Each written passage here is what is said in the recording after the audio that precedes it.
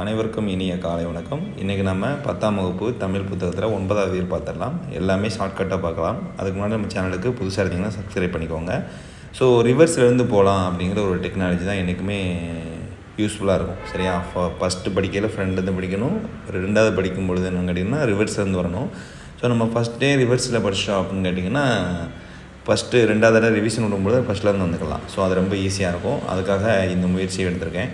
So இப்போ நம்ம எடுக்க போகிற டாபிக் எல்லாமே ஷார்ட்கட்ஸாக தான் இருக்கும். சரிங்களா? ஸோ மேக்ஸிமம் ஷார்ட்கட் சொல்லிடுவேன், உங்களுக்கு மைண்டில் அப்படியே இருக்கும். ஸோ ஜெயகாந்த் அப்படின்னாலே நமக்கு விஜயகாந்த் அப்படின்னு மட்டும் மைண்டில் வச்சுக்கோங்க, வேறு ஒன்றுமே இல்லை.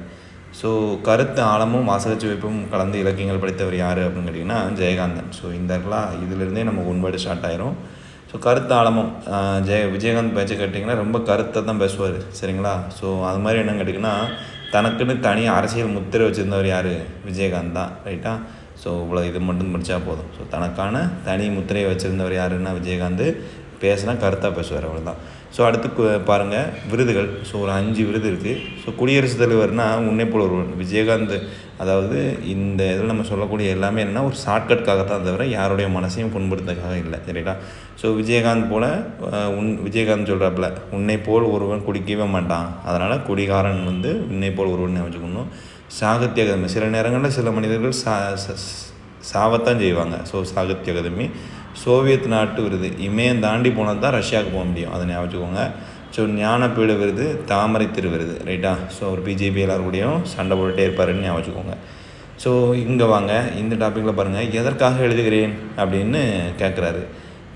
என்னன்னு கேட்டிங்கன்னா இவருடைய படங்கள் எல்லாமே பார்த்துருக்கீங்களா? ஸோ எல்லாமே சமூக சிக்கலை ஓரியன்டாக தான் இருக்கும் விஜயகாந்தனுடைய படங்கள் எல்லாமே. ஸோ சமூக அமைப்பின் முரண்பாடுகளை அப்பட்டமாக காட்டினார் அப்படின்னு சொல்லியிருப்பாங்க. அந்த படம் நடித்ததுனால என்ன செஞ்சார்? பாசிட்டிவான வாழ்க்கையில் பிரச்சனையும் சந்திச்சார், நெகட்டிவானதையும் சந்திச்சார். சரியா? ஸோ அதனால் பாசிட்டிவ் நெகட்டிவ் 2 வந்துடுது. அடுத்ததாக வாசகர் நெஞ்சங்களில். ரைட்டா? ஸோ நம்ம விஜயகாந்த் ஐயா படம் பார்க்கும்பொழுது என்ன ரொம்ப ஹாப்பியாக இருக்கும் இல்லையா? அதை சொல்லியிருக்காப்புல. அடுத்து பாருங்கள், தன்னை அறிதல் என்பதிலும் தன்னை உணர்த்தல் என்பதிலும் முனைப்பாக இருந்தவர். ரைட்டா? ஸோ படங்கள் வழியாக தன்னை அப்படியே உணர்த்துவார், அதை அவர் சொல்லியிருக்காங்க. ஸோ நான் எழுதுவதற்கு தூண்டுதல் உண்டு, காரணமும் உண்டு. ஸோ இதெல்லாம் ஜென்ரல் ரீட் பண்ணிக்கோங்க. சரியா? வேறு ஒன்றுமே கிடையாது. இதில் நான் எதற்காக எழுதியிருக்கேன் அப்படின்னு சொல்லியிருப்பார். இதில் ரொம்ப முக்கியமான ஒரு ஒன்வேர்டு வரலாம் அப்படிங்கிறது என்னன்னு கேட்டிங்கன்னா இந்த இடத்துல நூலின் இயல்பு என்பது நுவலின் ஓரிரு பாயிரந்தொற்றி மும்மையின் ஒன்றாய் நாற்பொருட் பயிர்த்தலோடு. ஸோ இந்த பாட்டு என்ன அப்படின்னு கேட்டிங்கன்னா எதெல்லாம் சொல்லுது அப்படின்னு கேட்பாங்க. அறம்பொருள் இன்பம் வீடுங்கிற 4 பயனை தாண்டி தான் அது வடிவத்தை இது பண்ணுது அப்படின்னு சொல்லியிருப்பார். ரைட்டா? ஸோ வேறு ஒன்றும் கிடையாது. ஸோ நெக்ஸ்ட்டு பார்க்கும்பொழுது என்ன அப்படின்னு கேட்டிங்கன்னா ஸோ இவர்கள் பார்வையில் ஜெயகாந்தன். ஸோ பாருங்கள், அசோகமித்திரன் இது என்ன அப்படின்னு கேட்டிங்கன்னா ஸோ இதுக்கு என்ன ஒரே ஒரு ஹிண்ட்டுனா பாருங்கள், எந்த பாத்திரங்கள் படித்தாலும் சரி அந்த பாத்திரத்தினுடைய ஸ்பெஷாலிட்டி என்னதோ அதை அப்படியே சொல்லிடுவாராம். ஃபார் எக்ஸாம்பிளுக்கு சோகமான ஒரு பாத்திரம் எடுத்தாலும் சோகமாக இருப்பாராம், அதான் அசோகமித்திரன் சொல்லியிருக்காப்புல. அடுத்து இந்த வாசகர்களின் கருத்து தீபம் இதழ் பொறுத்த வரைக்கும் 1967. ஸோ 7 மணிக்கு வீட்டில் தீபம் ஏற்றிடுவாங்க. ரைட்டா? ஸோ அப்போ தீபம் இதழ் வச்சுக்கணும். இதில் பாருங்கள், கச்சிதமான உருவம் கனமான உள்ளடக்கம். ஸோ இதை பொறுத்த வரைக்கும் நம்ம என்னென்னா அந்த தீபம் விளக்கத்தும் எண்ணெய் பாட்டில் பார்த்துருக்கீங்களா? அந்த பாட்டில் எப்படி இருக்குது? நல்லா கச்சிதமான உருவம், கனமான உள்ளடக்கம், வலுவான நடை. ஸோ புது விளக்கங்கள் எதாக இருந்தாலும் சரி தான் அந்த சின்ன பாட்டிலில் அடைச்சிடுவாங்க. அதான் சிறுகதைகளில் பூரணமாய் காணலாம்னு இருக்கு இல்லையா? அதை ஞாபகம் வச்சுக்கணும். அடுத்து பாருங்கள், செல்லப்பன். ஸோ ரோட்டில் செல்லும்போது எப்படி போகிறான்? நேர்கொண்டு பார்ப்பாரான், ஆனால் வித்தியாசமான பார்வையோடு இருப்பாரான். ரைட்டா? அது மாதிரி என்னன்னு கேட்டிங்கன்னா படிக்காத மேதை அப்படின்னு சொல்லியிருப்பாங்க. அடுத்து வேறு என்ன? ஃப்ரெஞ்சு. இது ரொம்ப ரொம்ப முக்கியமானது. சரியா? நம்ம நாட்டு இலக்கியங்கள் தவிர சோவியத் ஃப்ரெஞ்சு. ரைட்டா? அதனுடைய இலக்கியங்களும் படிச்சிருந்தான்னு செல்லப்பன் சொல்லியிருப்பார். ரைட்டா? இதை நான் வச்சுக்கணும். அடுத்து பாருங்கள், சிறுகதை தொகுப்பு. ஸோ இதுக்கு என்ன ஷார்ட்கட் அப்படின்னா நான் ஒரு சின்ன ஸ்டோரி சொல்லுவேன், அதை ஞாபகம் வச்சுக்கணும். ரைட்டா? ஸோ பாருங்கள், குரு என்ன செய்கிறாப்லையா, இந்த யுக சக்தி எல்லாத்தையுமே நான் என்ன செய்ய போகிறேன், என் கைக்குள்ள கொண்டு வர போகிறேன் அப்படின்னு சொல்லிட்டு புதிய வார்ப்புகள் ஒரு சாமிக்கு பூஜை பண்ண போகிறாரு. பூஜை பண்ணதுக்கு புதிய வார்ப்புகளை வச்சு அதுக்கு உள்ளே நினைச்சிதாரு, ஒரு பிடி சோறை போடுதாரு. சோறை போட்டு இனிப்பு உப்பு 2ஐயும் சேர்த்து போடுதாரு. போட்டுட்டு தேவன் வருவாரா, அதாவது சாமி வருவாரான்னு பார்த்துட்ருக்காங்க. கடைசியில் தான் தெரிஞ்சது உண்மை இது இல்லை அப்படின்னு சொல்லிட்டு. ரைட்டா? ஸோ இவ்வளோ தான் இதுக்கான ஹிண்ட்டு. அப்போ குருபீடம், யுகசந்தி, ஒரு பிடிச்சோறு, உண்மை சுடும், இது எல்லாமே சிறுகதை தொகுப்பு. அடுத்து பாருங்கள், குறும்புதினங்கள் அப்படின்னு நான் வச்சுக்கிட்டிங்கன்னா ஸோ இதுக்கு என்ன ஷார்ட்கட்னா, ரிஷி படத்துக்கு, ரிஷின்னு சரத்குமார் படித்த படம் ஞாபகம் இருக்கும் உங்களுக்கு. ஸோ ரிஷி படத்துக்கு ரிக்ஷா மூலம் போன சித்தாளு, ரைட்டா? அதான். ஸோ பாருங்கள், ரிஷி மூலம் சினிமாவுக்கு போன சித்தாளு, ரைட்டா? ரிஷினா ரிக்ஷான்னு கூட ஞாபகம் வச்சுக்கலாம். ரிக்ஷா மூலம் சினிமாவுக்கு போன சித்தாளு. ஒரு சித்தாள் வந்து சினிமாவுக்கு போகிறான். சினிமாவுக்கு போயிட்டு வரல என்ன செய்யறான், கைவளங்கோடு வரான். கைவளங்கோடு வந்தோன்னு என்ன செய்வான், அழுவுதான், ரைட்டா? யாருக்காக அழுதான் அப்படின்னு கேட்கல, கருணையா, அவன் மேலே கருணை யாரும் படாதீங்க அப்படின்னு சொல்லிட்டு இந்த பிரளயத்துக்கு பிரம்மன் வந்து உபதேசம் சொல்கிறாரு. ஸோ இதான் ஷார்ட்கட்டு. சாரி.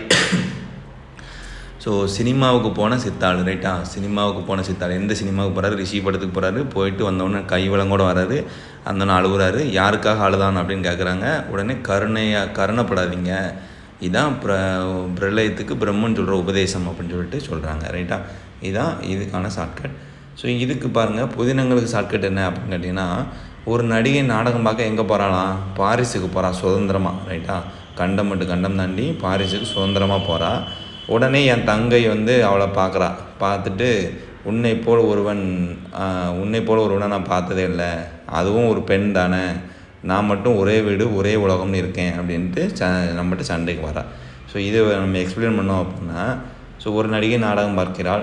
எங்கே போகிறா, கண்டம் விட்டு கண்டம் பாரிஸுக்கு போகிறா. உடனே நம்மளோட தங்கை பார்க்குறாள். கங்கை எங்கே போகிறாள்.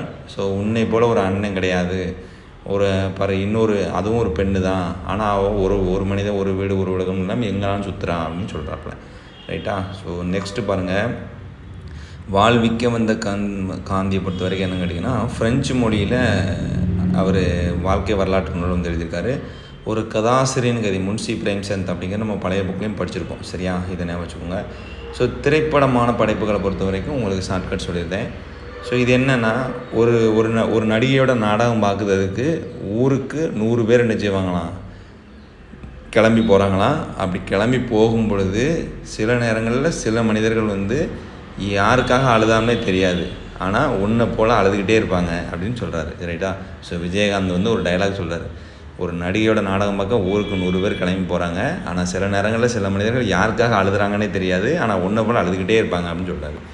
ஸோ முன்னுரையும் முகங்காட்டம், முன்னுரையை பொறுத்த வரைக்கும் 1966க்கு தீபம் இதழ், பாரிஸுக்கு போ அப்படிங்கிற புதினத்துக்கு வந்து என்ன செஞ்சிருப்பார், அவர் உரை எழுதியிருப்பார். அதை லைட்டாக படிச்சுக்கோங்க.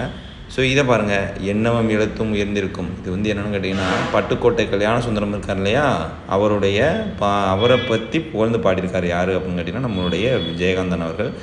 எண்ணமும் எழுத்தும் உயர்ந்திருக்கும், ஏழை கண்ணீரும் பாட்டிலே கலந்துருக்கும். ஃபார் எக்ஸாம்பிளுக்கு இது வந்து என்னென்னா, பட்டு கட்டுற ஃபங்க்ஷன் ஞாபகம் வச்சுக்கோங்க. பட்டு கட்டையில் நம்ம எப்படி இருக்கும், எழுதுவாங்க, ரைட்டா? எண்ணமும் எழுத்தும் ரூபா கொடுப்பாங்க, எழுதுவாங்க. 2 பொண்ணும் அப்படியே கையெழுத்து போடுவாங்க. அவங்க 2 மேடையில் நிற்பாங்க, அதான் உயர்ந்திருக்கும். ஸோ மாப்பிள்ளை வீட்டில் இருந்தும் பொண்ணு வீட்டிலேருந்தும் கண்ணீர் அடிப்பாங்க, ஆனந்த கண்ணீர். ஸோ கண்ணீரும் பாடலே கலந்திருக்கும், பண்ணோடும் சந்தமும் பாய்ந்து வரும். ஸோ கெட்டி மேளமாக வாசிப்பாங்களே, அதை ஞாபகம் வச்சுக்கணும். பழைய மண்ணின் வாடையும் சேர்ந்து வரும். ஸோ அப்படி நிச்சயார்த்தம் நடக்கும்பொழுது மழை வருமா, அதனால் மண் வாடை வருது அப்படின்னு சொல்கிறாங்களே. ஸோ நெக்ஸ்ட் பாருங்கள், ஸோ கிருஷ்ணவேணி, இது வந்து 1966 அந்த பாரிஸுக்கு இதழுக்கு இருக்கு இல்லையா, அதே வருஷம் தான். மேக்ஸிமம் இவருக்கு போனால் 66, 67 தான் வருது, ரைட்டா? ஸோ ஏதாட்டும் நுணுக்கம் வச்சுருக்கீங்களா அப்படின்னு கேட்பாரு. நுணுக்கத்தெல்லாம் நான் ஃபாலோ பண்ணலை. என்னை பொறுத்த வரைக்கும் என்னென்னா, எந்த ஒரு படைப்படுத்தும் சரி, அதில் மனிதன் படக்கூடிய சிக்கல்கள் இருக்கணும் அப்படின்னு சொல்லியிருப்பார். இதை மட்டும் ஹிண்டாக வச்சுக்கிட்டிங்கன்னா போதும், இந்த மாதிரி இருக்குது, ஓகே? அடுத்து உங்கள் பார்வையில் நம்ம மகத்தான சாதனை என்ன அப்படின்னு கேட்டிங்கன்னா, நம்ம பெற்ற சுதந்திரத்தை பேணி காத்ததான் பெருசு அப்படின்ட்டாரு. ஸோ அடுத்து காலந்தோறும் மாற்றங்களை பார்க்கணும், மாறிக்கொண்டு இருக்கணும் அப்படின்ட்டா. ஸோ இது ரொம்ப ரொம்ப முக்கியமானது. இதிலேருந்து கண்டிப்பாக ஒரு ஒன்றோடு வரலாம். இந்த பாயிண்ட்டு முக்கியமான பாயிண்ட். ஸோ இந்த சின்ன கதை என்னென்னா, அவர் 1 ரூபா வச்சுருந்துருப்பார். 1 ரூபானா 16 ஆனா, 16 ஆனால என்ன செஞ்சிருப்பார், 12 ஆனா ட்ரெயினுக்கு, மீதி 4 அணா இருக்கும். 4 அணாவில் 2 அணாக்கு டீ குடிப்பார். டீ குடிச்சிட்டு மீதி 2 அணா வச்சுருப்பார். அந்த 2 அணாவில் என்ன செய்வார், சில்வர் காயின் வச்சுருப்பார். அந்த சில்வர் காயினை ஒரு பெக்கர் வருவார். அந்த பெக்கரோட தட்டில் வந்து இவர் போட்டுருவார். போட்ட உடனே டிக்கெட் வாங்க போகிறேன், அன்றைக்கி 13 ரூபா டிக்கெட்டு ரேட் ஏறிடுச்சு அப்படின்னு சொல்லுவாங்க. உடனே இவரால் டிக்கெட் எடுக்க முடியாதுன்னு ஒன்று என்ன செய்வார் இவர், ஸோ அங்கேயே இருப்பார். ஆனால் அந்த ட்ரெயின் வந்து ஆக்சிடெண்ட் ஆகிருக்கும். ஆனால் அதில் வந்து நான் வந்து செவிச்சிட்டேன் அப்படிங்கிறது அதான் தர்க்கத்திற்கு அப்பாலுங்கிற கதை, ரைட்டா? ஸோ இதில் வந்து பாருங்கள், ஜெயகாந்தன் பேசி எதற்காக எழுதுகிறேன், யுகசந்தி, தர்க்கத்திற்கு அப்பால். ஸோ இதான் முக்கியமான ஒன்று. ஸோ இந்த தர்க்கத்திற்கு அப்பாலுங்கிற சிறுகதை இருக்கு இல்லையா, இது வந்து எந்த டாப்பிக்லேருந்து எடுத்திருக்காங்க அப்படின்னு கேட்டிங்கன்னா, யுகசந்தி அப்படிங்கிறாங்க. யுகசந்திங்கிறது எப்படி ஹிண்ட் வச்சுக்கலாம்னா, ஜங்ஷன், ரைட்டா? ஸோ நம்ம ரயில்வே ஸ்டேஷனாலே ஜங்ஷன் ஞாபகத்துக்கு வந்துடும்னா, ஸோ அப்போ ஜங்ஷன் அப்படின்னா யுக சந்திக்கிறது அப்படின்னு வச்சுக்கணும். ஸோ அடுத்து பாருங்கள், சிறுகதை மன்னன் நம்ம யாரை புதுமை பித்தன் மட்டும்தான் ஞாபகம் இருப்போம். ஆனால் ஜெயகாந்தன் ஆப்ஷனில் இருந்தால் கண்டிப்பாக ஜெயகாந்தன் வருவார் அப்படின்னு வச்சுக்கோங்க. ஸோ இவருக்கு ஏகப்பட்ட விருதுகள்லாம் நம்ம முன்னாடியே பார்த்துட்டோம் பாடகங்களுடைய ஸ்டார்டிங்லே, அதனால் இது முடிஞ்சது. ஸோ அடுத்து பாருங்கள், சித்தாளு அப்படிங்கிறது என்னென்னு கேட்டிங்கன்னா நாகூர் ரூமி அப்படிங்குவாங்க. ஒரு ரூம் கட்ட போகிறாரு ஒரு சித்தாளு, அவ்வளோதான். ரைட்டா? ஸோ இந்த பாடல்கள்லாம் நீங்கள் என்ன லைட்டாக படிச்சுடுவோங்க, சிம்பிள் தான், லைட்டாக வாசிச்சுட்டாலே போதும். ஸோ இவருடைய பேர் என்ன அப்படின்னு கேட்டிங்கன்னா நாகூர் ரூமி. ரைட்டா? ஸோ ஒரு சித்தாளா பெரிய ஆளா அப்படிங்கிறது வந்து என்ன அப்படின்னு கேட்டிங்கன்னா முகமது ரஃபி அப்படிங்கிறது இவருடைய இயற்பெயர் அப்படிங்கிறாங்க. ஸோ அவருடைய முகத்தை பார்த்தே கண்டுபிடிச்சிடலாம், இந்த பையன் வந்து சின்ன பையனா பெரிய பையனா. ஸோ சித்தாள்னா சின்ன பையன் அப்படின்னு வச்சுக்கோங்க, சின்ன பையனா பெரியவரானு முகத்தை வச்சு கண்டுபிடிச்சோன்னா முகமது ரஃபிக் அப்படின்னு வச்சுக்கணும். ஸோ அவர் எந்த ஊருக்காரர் அப்படின்னு கேட்டிங்கன்னா தஞ்சாவூர்காரர். ரைட்டா? ஸோ இவருடைய ஊர் வந்து என்னென்னா தஞ்சாவூர்காரர். ஒரு வேளை கஞ்சிக்காக வேலைக்கு வந்திருக்காரு. ஸோ 80களில் கணையாளி இதழில் எழுத தொடங்குவார். ஸோ சின்ன பையங்கள்லாம் பொதுவாக என்ன செய்வாங்க அப்படின்னா 80 வயசுக்காரங்களை பார்த்தாலே கணச்சிக்கிட்டே இருப்பாங்க. ரைட்டா? ஏன் என்னை எப்படி எழுப்புற, அம்மா அப்பாவெல்லாம் வைவாங்கள்ல அப்படின்னு வச்சுக்கணும். ஸோ இவங்களை பொறுத்த வரைக்கும் இந்த என்னென்ன இதழ்கள் இவருடைய கதையெல்லாம் வந்திருக்கு அப்படின்னா இதை மட்டும் வச்சுக்கோங்க. ரைட்டா? ஸோ இந்த லேடியோட மூஞ்சை ஞாபகம் வச்சுக்கோங்க. ஸோ பாருங்கள், புதிய பார்வையை பார்வையை பார்க்குறாங்க. ஸோ நெத்தியில் பாருங்கள் குங்குமம் வச்சுருக்காங்களா? ரைட்டு. அடுத்து குங்குமம்னாலே ஞாபகம் வச்சுக்கணும். குமுதம். அடுத்து இலக்கிய வெளிவட்டம். ரைட்டா? இவங்க முகத்தில் ஒரு ஒரு ஒரு ஒளிவட்டம் வருது அப்படின்னு வச்சுக்கோங்க. ஸோ இலக்கிய வெளிவட்டம், புதிய பார்வை, மீட்சி. ஸோ இவங்க வந்து வாழ்க்கையில் வந்து மீண்டு வந்துடலாம்ங்கிற ஒரு நம்பிக்கையோடு இருக்காங்க. அதனால் மீட்சி. சுபமங்களா. பாருங்கள் முகம் பார்த்தா எவ்வளோ சுபமாக இருக்குன்னு. ஸோ அதனால் சுபமங்களா அப்படிங்கிறது பார்த்துக்கோங்க. ஸோ அவ்வளோதான், வேறு ஒன்றுமே இல்லை. இந்த இதழ்கள் எல்லாமே எழுதியிருக்காங்க. ரைட்டா? அதுபோக என்ன இவர் எழுதிய நாவல்கள், கவிதை தொகுதிகள் என்ன அப்படின்னு கேட்டிங்கன்னா அவருடைய கால் தெரியுதான்னு பாருங்கள். ஸோ கால் தெரியல, அதனால் அந்த கால் எங்கே போயிடுச்சான், நதியில் இருக்கான். அவருடைய கால் வந்து நதியில் இருக்கான். அவர் எத்தனை செங்கல் மேலே அடுக்கி வச்சுருக்காரு பாருங்கள், 7 செங்கல் இருக்கும். ரைட்டா? ஸோ 7 செங்கல் இருக்குது. 2, 4, 6, 7. ஒரு சைட்லேருந்து பார்க்கல நமக்கு எத்தனை வருது, 1, இதில் 2, இதில் 2, இதில் 1, இதில் 1. ஸோ அப்போ 7வது சுவை. அடுத்து பாருங்கள், அப்படியே பேச வராங்க ஆனால் ஏதோ சொல்லாமல் நிற்காங்க, அதனால் சொல்லாத அவ்வளோதான். நல்லா புரிஞ்சிட்டிங்களா? ஸோ அப்போ கால் இல்லை, செங்கல் இல்லை, இந்த படத்தை வச்சு நம்ம நினைச்சிடலாம், கிரியேட் பண்ணிடலாம். ஸோ யாரை பார்த்துட்ருக்காங்க அப்படின்னு கேட்டிங்கன்னா இவங்க மச்சான் கப்பலுக்கு போயிட்டார், அவர் தான் பார்த்துட்ருக்காரு. வந்துட்டாருன்னா நம்ம இந்த கொத்தனரோட பார்க்க வேண்டாமேட்டு. ரைட்டா? இதான் நாகூர் ரூமியினுடைய ஷார்ட்கட். ஸோ நெக்ஸ்ட்டு பார்க்க போகிறது என்னென்னா தேம்பாவணி. ஸோ இந்த தேம்பாவணியை பொறுத்த வரைக்கும் வீரமாமுனிவர் அப்படின்னு வச்சுக்கணும். சரியா? வீரமாமுனிவர், இவரை பற்றி கேட்காத டிஎன்பிசி கொஸ்டினே கிடையாது, ரொம்ப ரொம்ப முக்கியமானது. ஸோ கிறிஸ்துவிற்கு முன்னாடி தோன்றியவர் யார் அப்படின்னு கேட்டிங்கன்னா திருமுழுக்கு யோவோன். ஸோ ஒரு கிறிஸ்டியன் கேட்குறான், என்னது கிறிஸ்துவுக்கு முன்னாடி எவன்டா பிறந்தான்? யோவோன் பிறந்தாடுறான். எவன்டா பிறந்தான்? சரிவாக சொல்கிறான், யோவோன் பிறந்தாடுறான் அப்படிங்கிறான். சரியா? யோவோன் அப்படின்னு வச்சுக்கோங்க. ஸோ அவர் பிறந்தது கிறிஸ்துவோட அருளால் தான்டா அப்படிங்கிறாரு. ரைட்டா? ஸோ கிறிஸ்துவோட அருளால் தான் யோவோன் பிறந்தார் அப்படின்னு சொல்கிறாங்க. அப்போ யோவோனை எப்படி சொல்கிறாங்க? அருளப்பன் அப்படின்னு சொல்கிறாங்க. இவரே கிறிஸ்துவின் வருகை. இவர் தான் என்ன சொல்கிறாராம், கிறிஸ்துவோட வருகையை வருவாரா, கிறிஸ்து கண்டிப்பாக வருவார் அப்படின்னு சொன்னாராம். ரைட்டா? வீரமாமுனி இவருக்கு பேர் என்ன கொடுத்துருக்காரு? கருணையன் அப்படின்னு கொடுத்துருக்காரு. ஏன் அப்படின்னா மக்கள் கஷ்டப்படுறாங்க, அதை பார்த்தோன்னே நீங்கள் கவலைப்படாதீங்க, இயேசு வராரு, கிறிஸ்து வராரு அப்படின்னு சொன்னது யார்? இவர் தான். ரைட்டா? ஸோ அவங்களுடைய தாயார் வந்து யாருன்னா எலிசபெத்து. அவங்க வந்து என்ன செய்கிறாங்க, எலி செத்து போச்சு அப்படிங்கிற மாதிரி நினைஞ்சு அவங்க இறந்துருந்தாங்க. அதை வந்து எப்படி ஒரு பாடலாக கொண்டு வராங்கிறதான் இது செய்யுது.